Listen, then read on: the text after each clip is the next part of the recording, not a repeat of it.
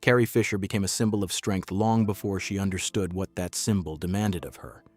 On screen, she stood fearless, sharp-tongued, and unyielding, redefining what a princess could be. Off-screen, her life unfolded under an intensity few adults could manage, let alone a teenager.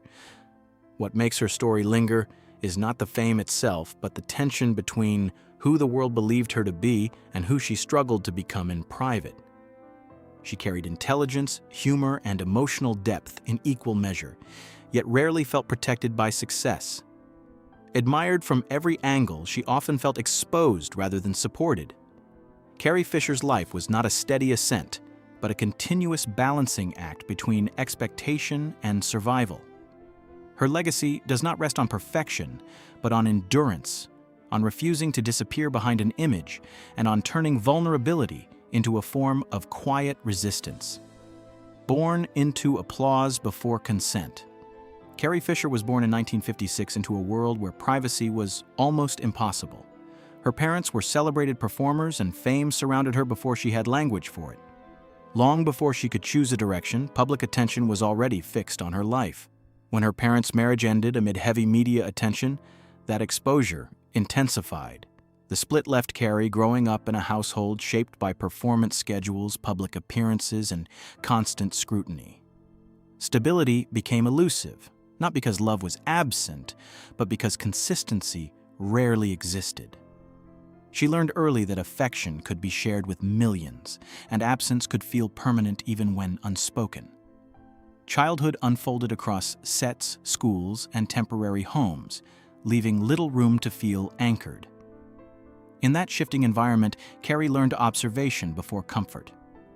Those early conditions quietly shaped her humor, her defensiveness, and her lifelong instinct to speak before being spoken for.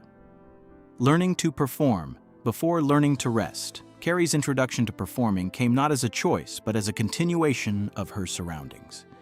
Stage appearances alongside her mother happened early, merging family life with professional expectation. Applause became familiar before safety did.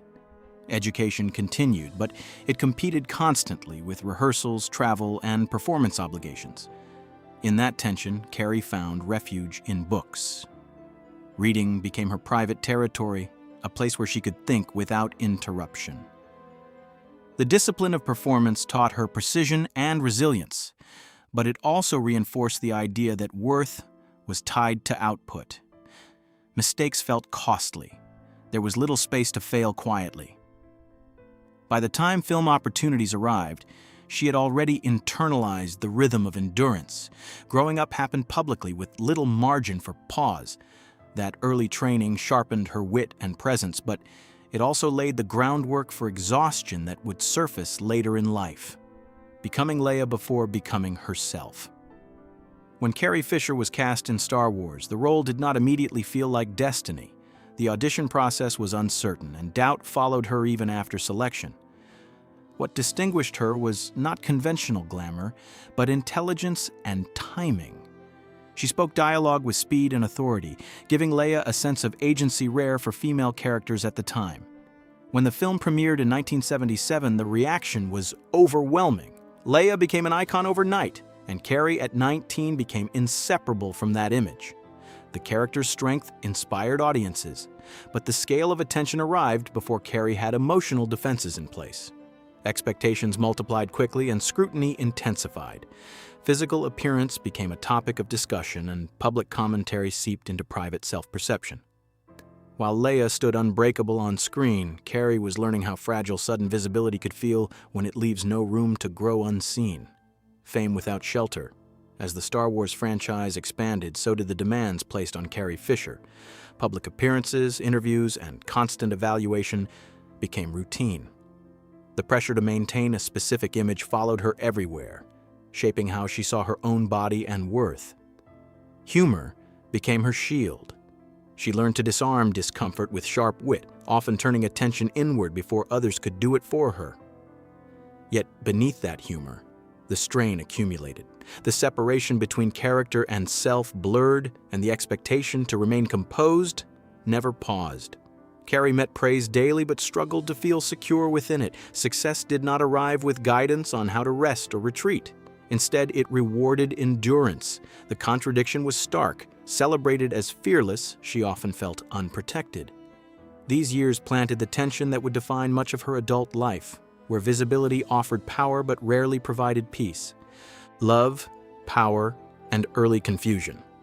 During the early years of fame, Carrie entered relationships shaped by imbalance and inexperience. She was young, navigating admiration and emotional attachment while still learning her own boundaries.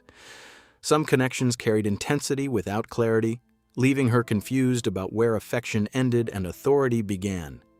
Years later, she revisited those experiences with honesty, not to accuse, but to understand herself better. Writing allowed her to examine moments she had once accepted without question. The response was complicated. Public fascination focused on spectacle, while Carrie's intention remained personal reflection. She resisted simplifying the past into villains and victims, instead exposing how vulnerability can coexist with agency. Through that process, she reclaimed narrative control even when it came at emotional cost. Her willingness to look backward without nostalgia or denial became a defining trait, reinforcing her belief that truth mattered more than comfort. Rewriting power through words. When acting roles became restrictive, Carrie Fisher found freedom through writing. Language offered what performance no longer could: control. Her first books transformed lived experience into sharp, self-aware storytelling that refused sentimentality. Humor and pain shared equal space on the page. Writing allowed her to address fame, family, and inner struggle without smoothing the edges. Hollywood soon recognized her ability to repair dialogue and deepen characters, and she became a trusted presence behind the scenes. Though rarely credited publicly, her influence spread across major films. She understood rhythm, honesty, and emotional truth. In writing, Carrie was not waiting for permission. She shaped narratives rather than fitting into them. This shift did not erase struggle, but it restored agency. For the first time, she could speak fully, not as an icon or expectation, but as a mind directing its own voice. Living openly with an unquiet mind. Carrie Fisher spoke openly about mental health at a time when silence was still the norm. Receiving a diagnosis early in adulthood brought clarity, but also resistance. Acceptance came gradually, shaped by trial, error, and persistence.